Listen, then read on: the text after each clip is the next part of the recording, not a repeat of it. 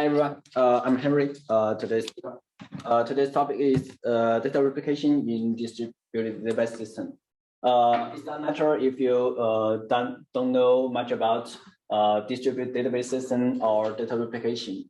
Hopefully, this topic can make you understand deeply the scenarios of data replication and how to implement it in database system.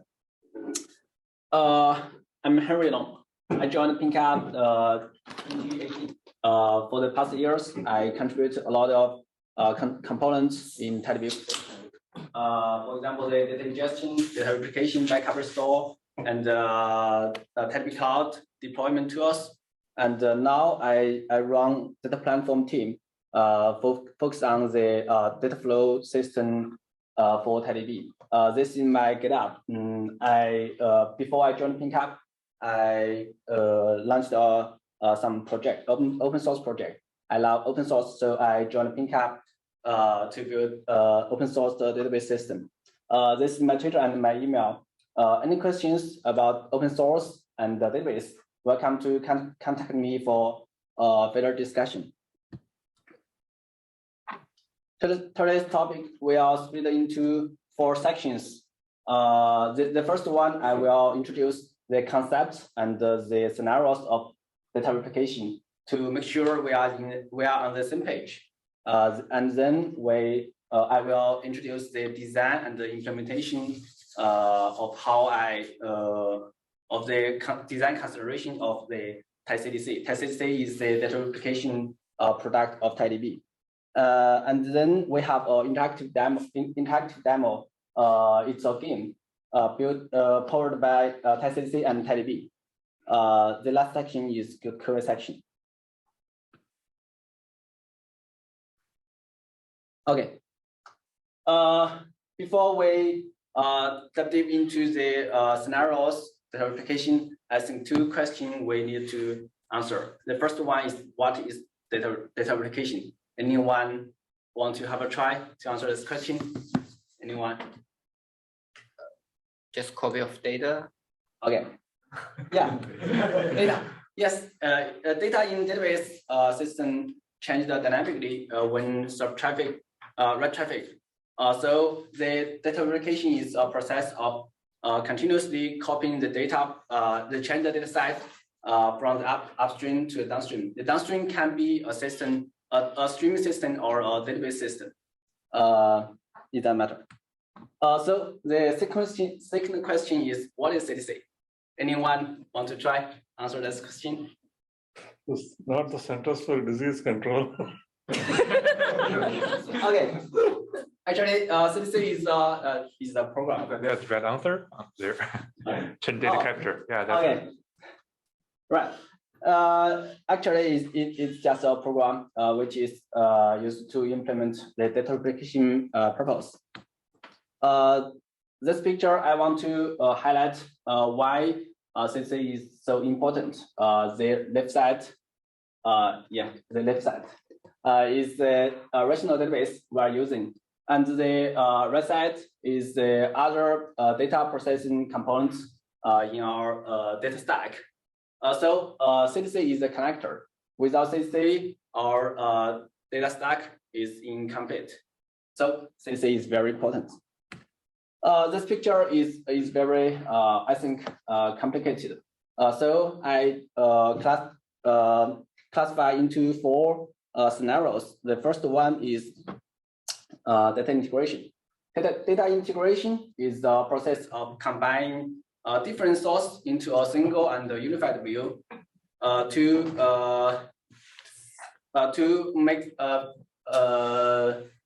make companies can enable the business intelligence capability. And the second one is real-time stream analytics.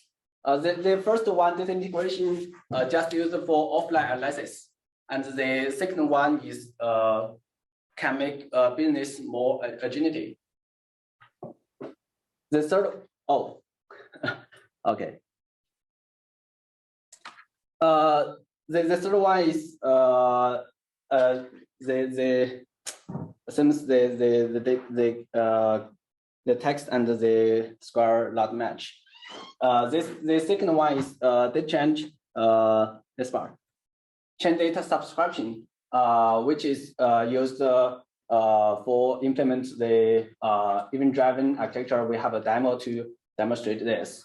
A lot of companies use microservices architecture, and the event-driven architecture use event to trigger decoupled services to trigger different business logic. And the next one is primary secondary replication.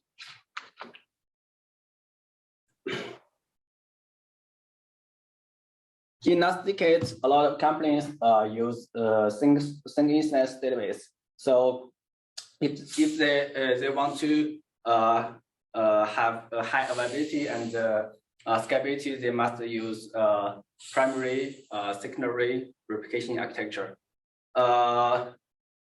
In recent years, a lot of distributed database systems built and some high availability and scalability built in. So the CCA for distributed database system is used for disaster recovery scenario. A lot of financial companies must meet the compliance requirements, so they must use this question. Okay, use the primary secondary to meet the such requirements. Okay.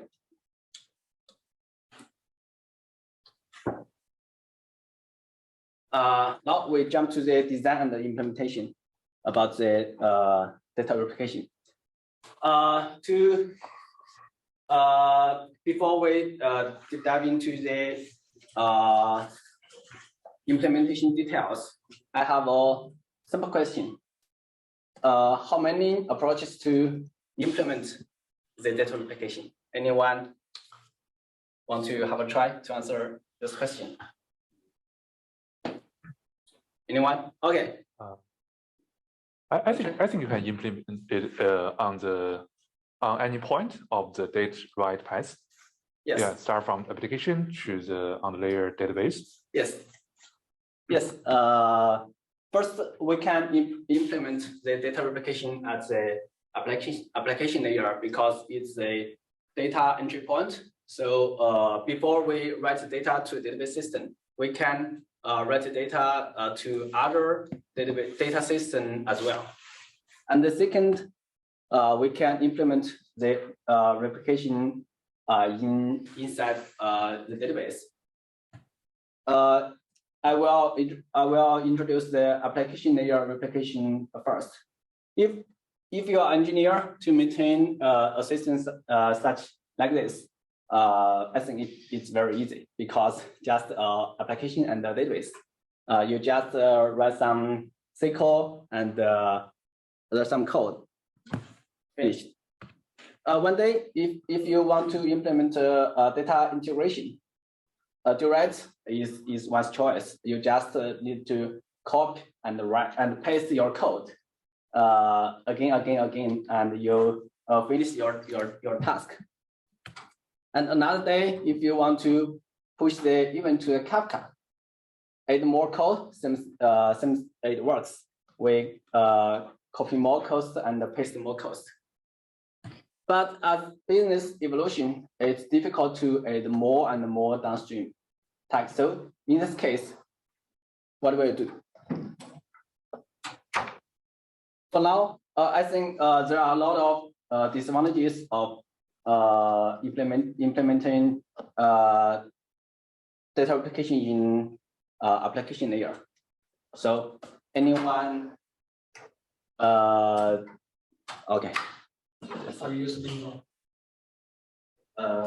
We'll mention later.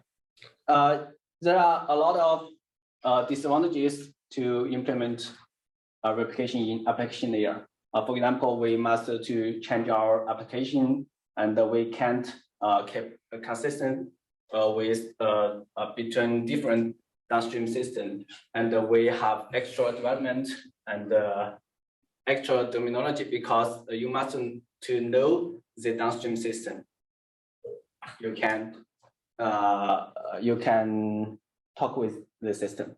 And we have extra latency, because we in our red path, we need to send the data to different system. Even though we do such hard work, we just get at most once delivery semantic. I think there is no cost effective. In this case, what will you do? In this case, I will choose the replication between database and I will use binlog, and then write binlog to Kafka and then subscribe to the topic. What if the database doesn't have data replication capability? I will pick another one. Okay. A simple suggestion: take a phone call to your database vendor and tell them you will have to renew the contract if the database doesn't support the data replication. So the database vendor will try hard to implement this feature. So how to actually there are two options to implement the data replication in database inside. The first one is write a binlog file. You mentioned before. Write binlog file, we have two formats: the row-based format and the sequence-based format. For the option one, there is still some disadvantages. Because it on the right path, which we need to write. Even though we write the data to binlog file, there is still extra latency. The option two, directed database storage layer MVCC data. MVCC data is multi-version concurrency control. I will not going to introduce the MVCC detail. I think a lot of materials on the public resources.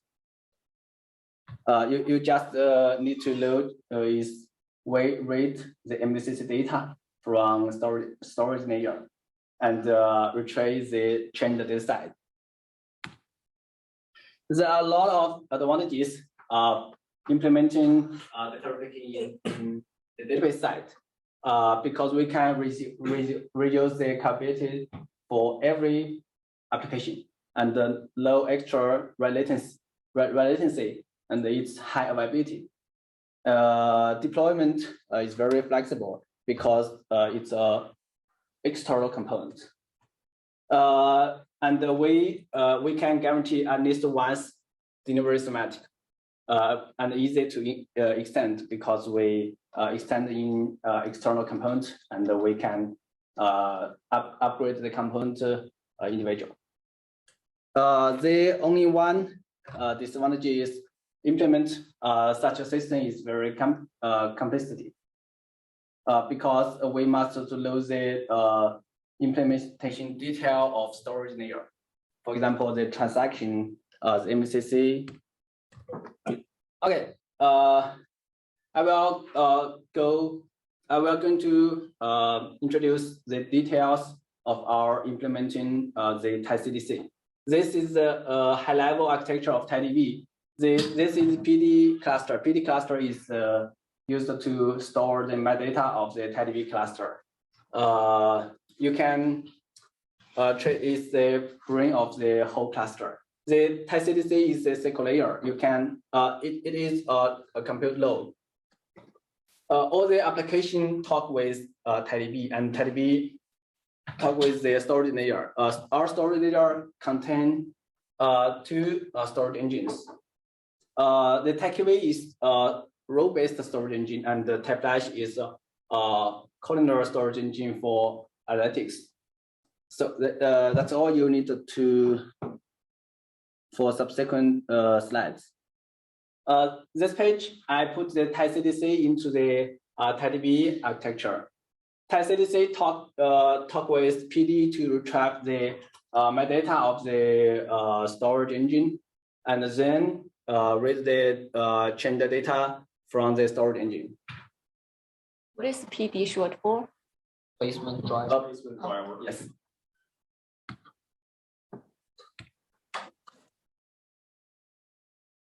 Okay. This picture contains some internal details of TiCDC. TiCDC is a high available system, so a TiCDC cluster contains a lot of TiCDC loads. Every TiCDC load serves a bunch of tables. This picture shows the TiCDC internal data flow. Our tables consists a group of splits. The splits can be placed in different TiKV load. In the TiCDC side, we split the whole data flow data pipeline into 4 modules. The first one is pooler. The pooler is used to pull the change the data set from the TiKV. And the mounter, the pooler pull data is key value. The mounter is used to convert the key value data into rational data. The sorter is sort the data ordered by the transaction ID. The sync just adapt the downstream protocol and write the data to downstream. So why is it called mounter? Actually, I don't know. So it's like decoder, I guess. Okay. Decoder is a much simpler name to talk about. Okay.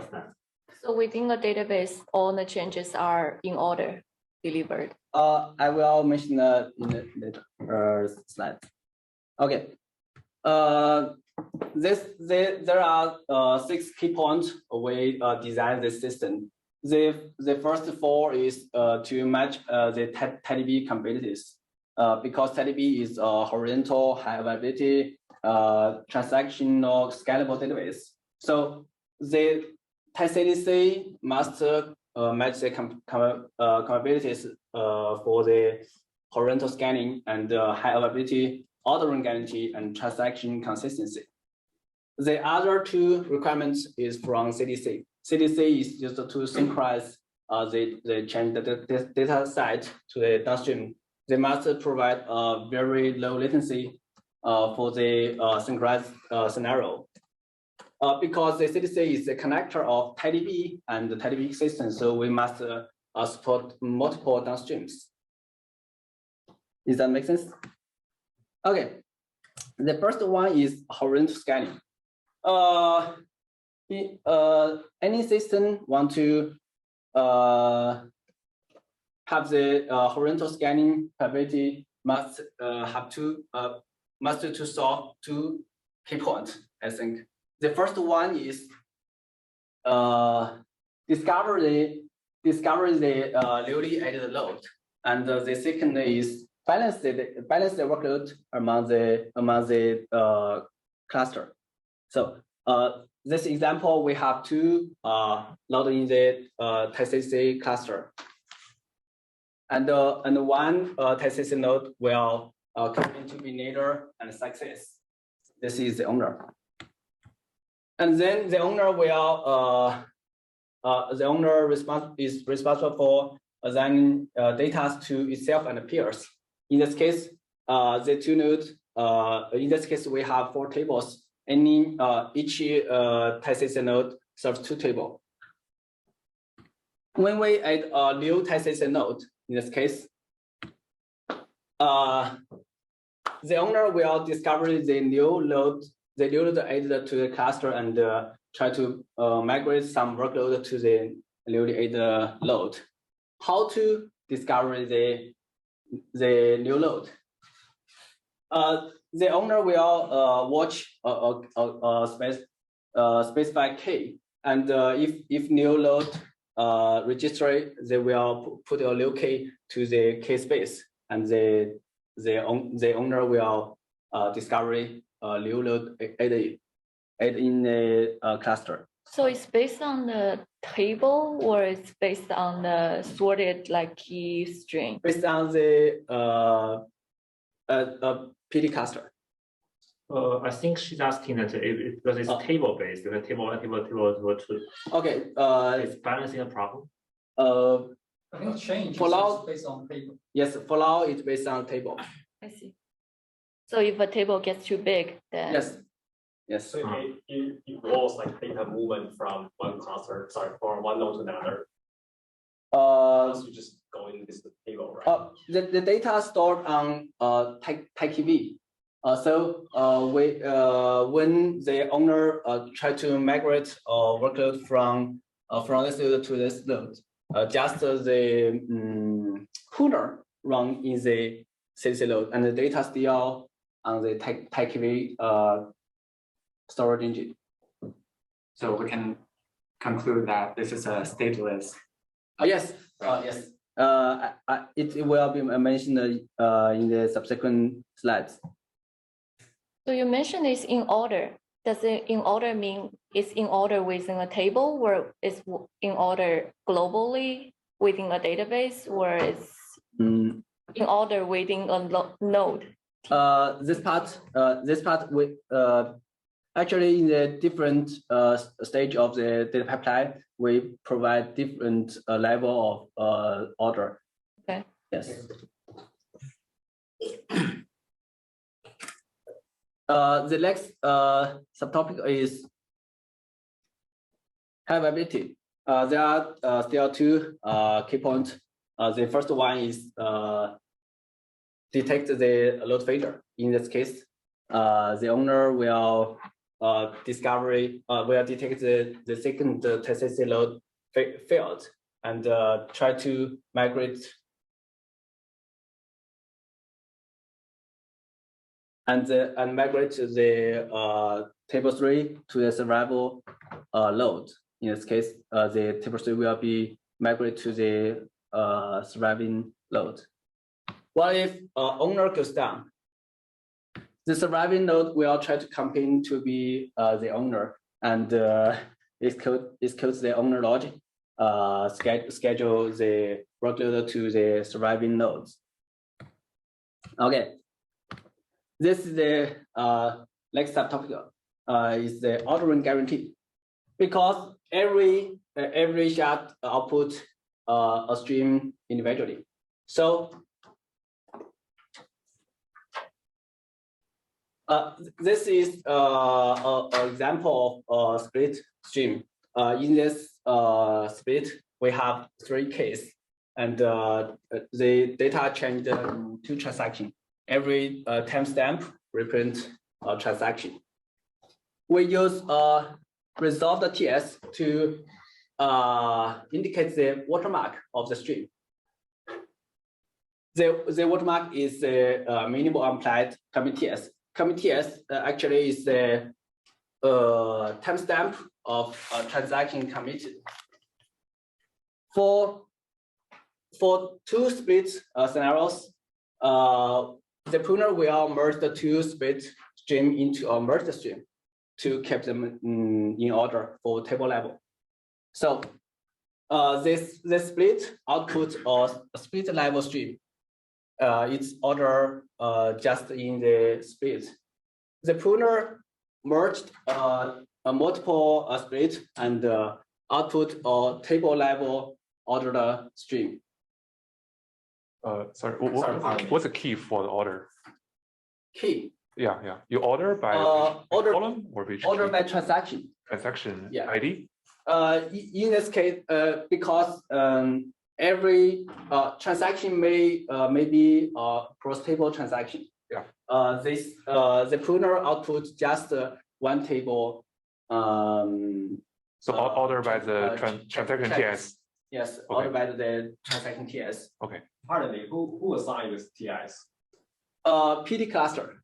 Yeah, the PD cluster have a TSO service to allocate the TS. Yeah, Okay. it's How do you decide, or how does PD decide? How does the PD decide very specific time to assign such a? if model increase the number, I think just. I know that. It's just like when you put it, like for example, I have a commitment, right? I have a connection. and I have some statement, but like let's say we have row based.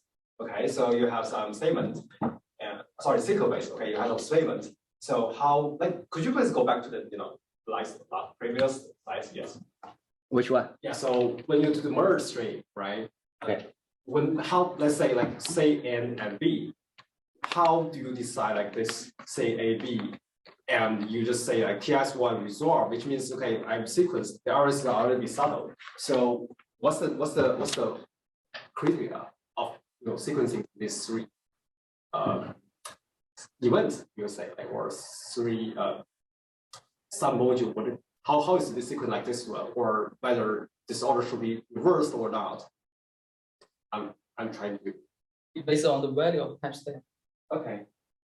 So the timestamp, if timestamp is larger, then it should be ordered in the back. So every statement you will assign such a TS. No, transaction. Every transaction level. Yes. Yeah. Yes. So every time you commit, then it will allocate a timestamp from TD. Okay. And every key will have that timestamp. All right.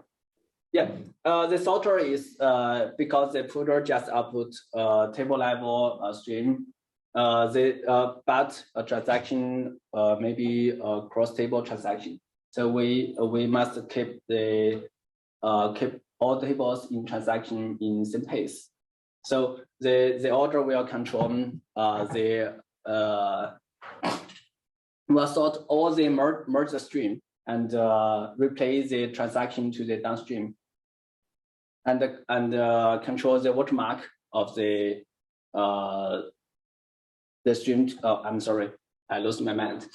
How to say? The sorter will sort all the merged stream and keep all merged stream into the same pace to replay the data into the downstream system. Does that make sense?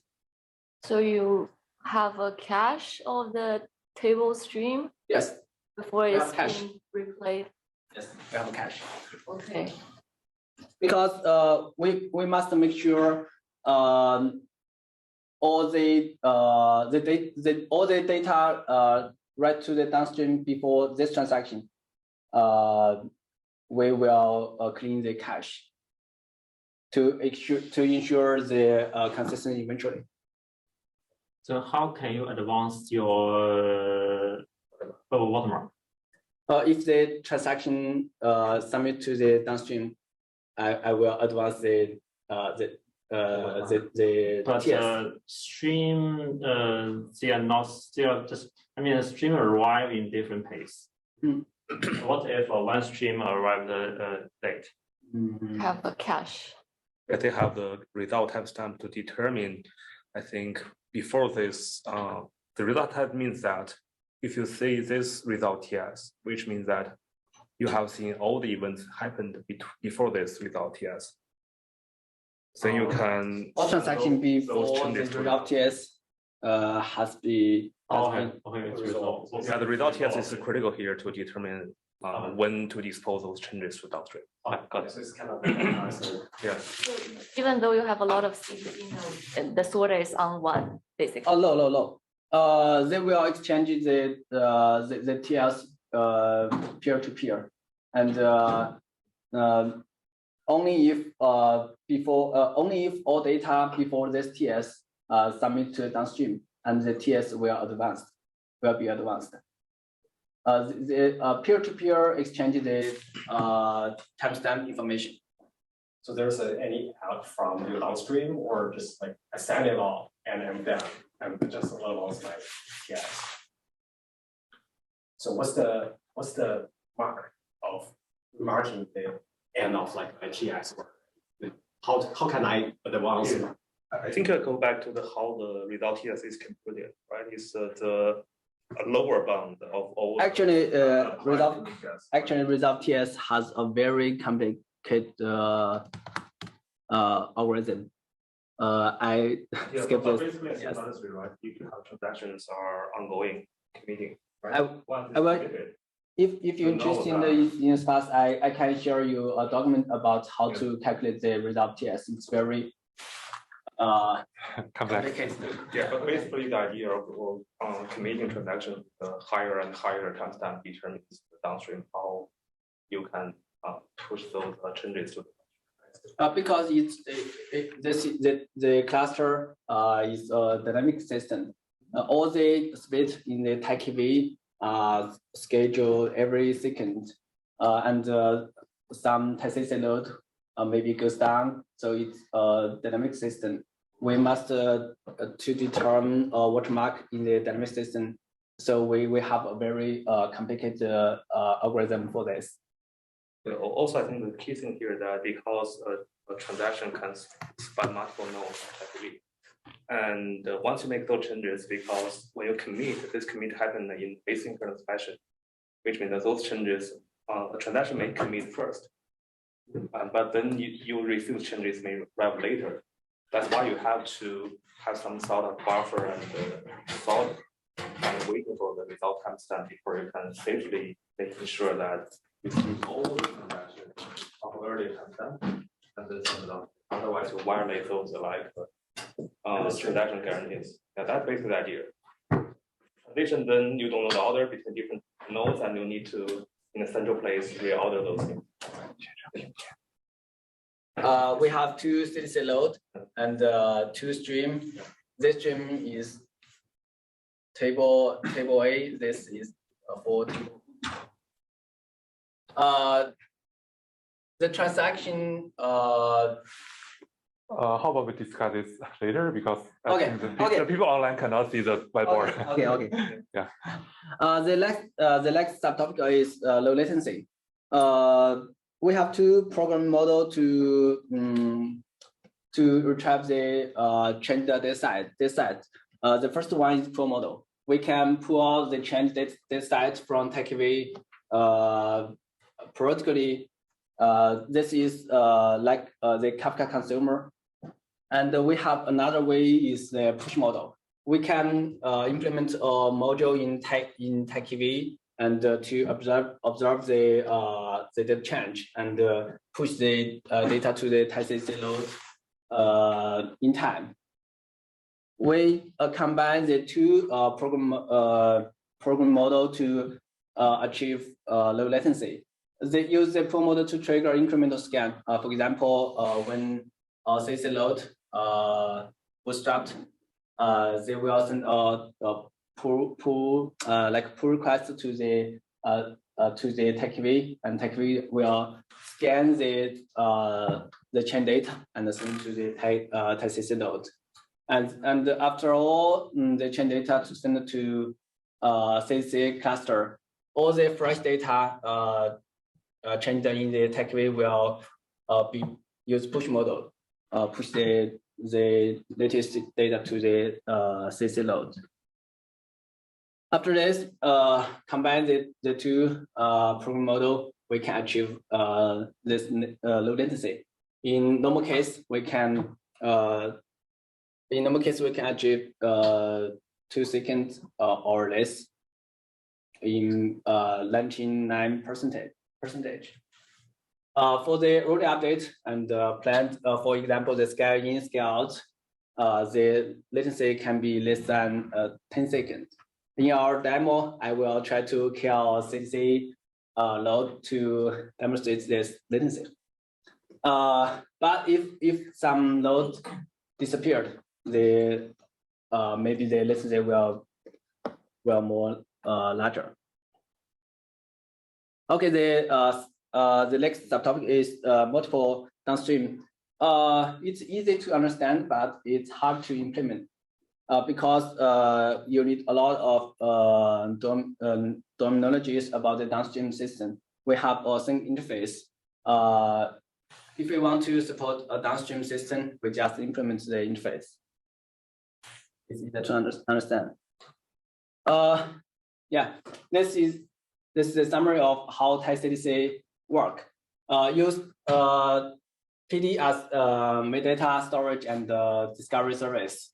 All TiCDC node will try to campaign to be leader. Leader is responsible for scheduling, make the workload more balanced in the cluster. For high availability part, PD and the TiKV are both of them are high-availability system. So the data and the metadata always on. And TiCDC is a stateless process. If some CDC load goes down, just reboot it, everything goes down. So after we build such a system, I think some lessons we learned. I highlight three parts. The first one is build data replication system is difficult, especially for distributed database system, because it's a dynamic system. It's very hard. And the second is resource control is very important, especially for table count greater than 100,000, because we maintain the metadata will consume a lot of memory. If we just use memory, there is a risk to OEM. If we want to spare the data to disk, the performance is poor. So how to trade off between performance and stability? It's very hard.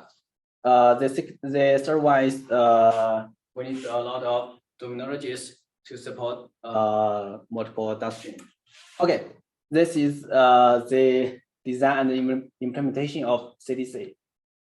The next session is the demo, and Cindy will help me to demonstrate this demo. I have the assistant of Henry to help him to show the demo. Actually, in the talk, Henry showed how we design and implement CDC. So there are some key features there, but talk is cheap. Let's take a look at the real world product. So yeah, thanks. Okay, for this demo, actually this demo is simplified from a real world case. A customer in the gaming sector, they choose TiDB because TiDB is their requirement. For example, with horizontal scalability, TiDB can handle their unpredictable workload, and with high availability, TiDB can have their game always on. Yeah, but besides, and they also use CDC to synchronize data from the database TiDB to the downstream for more applications. For example, for the user behavior analysis, and some of the use cases, I mean, for the downstream use cases, are latency sensitive. For example, for the leaderboard, imagine that when you finish a battle in the game, the user expects to see the ranking, the change of ranking in the leaderboard immediately. So that's quite latency sensitive, and it's also a key component of the game. Yeah, so, they expect that the leaderboard should be always on. So the low latency of TiCDC and the high availability of CDC can meet their requirement. And in this simple demo, it's not easy to show the horizontal scalability of TiCDC. Yeah, so let's focus on those two features. Yeah, actually, yeah. Sorry, you can switch to the switch to the deck first. Yeah, actually, this demo is quite simple. You can see you can take a look at the source code on GitHub yourself, and we also have a public available URL. You can tap it into your browser or scan the barcode there. You can scan the barcode here to join the game. It's quite simple. Join the game, please. Okay. Yeah. I will clean the database. It's okay, I think. Okay. It's okay. Okay. Yeah. So yeah, for the game, it's a dummy game. It's quite simple. Actually, for the game, we have 5 pictures. There is a unique number behind each picture, and each round you have there will be 2 pictures. You need to choose the picture with the larger number there. If you pick the right one, you will win 1 point. If you choose the wrong one, you will lose 1 point. And for each round, the change of score will reflect to the leaderboard immediately. So this is a dummy game. It's just to show the capability of TiCDC. So yeah, you can join the game and click on the image. Have a try, maybe. Okay. Okay, it's Yunqing. Yeah, Here, I was you can see. wondering why it's me. You can see during play, you're playing the leaderboard keep refreshing. Okay, so this is a simple game, and it just shows that with TiCDC we can replicate data from the database to the downstream in a quite short time. And yeah, for the next step, Henry, Ms. Long will kill the TiCDC nodes to show the high availability. Yeah. Yeah, I will. Yeah. Kill. Yeah, very please. Can you increase the font size? Okay. Okay. Okay.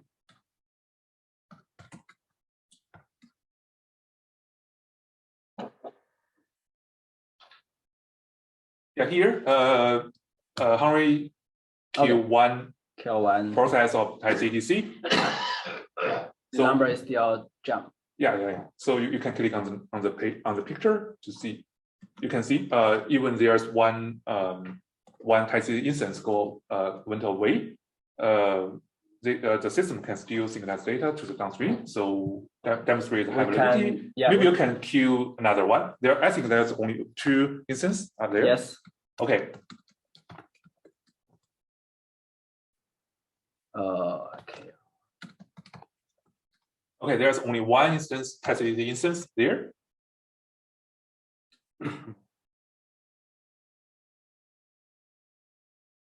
Okay. Let's go back to the browser. Yeah. Please let's try to click on the picture. So you can see your score is still changing, but there's no change on the leaderboard. Yeah. Because there's no CDC instance there. Yeah. Okay. Okay. Actually, in this case, you just need to respect the process ping. It will recover automatically. Yeah. And yeah. Actually, jumped again. Yeah, actually, if you deploy TiCDC in Kubernetes, you will not be worried about this because it will recover automatically. So in this case, we just want to show it manually. You can see it clearly. Yeah. So you can see with the CDC, it's quite easy to implement this kind of application, and the TiCDC provides the capability of high availability. So you maybe in the night you can have a good sleep. Yeah. Okay, that's all the demo. Yeah, you can join this demo, or you can take away the source code. It's quite simple.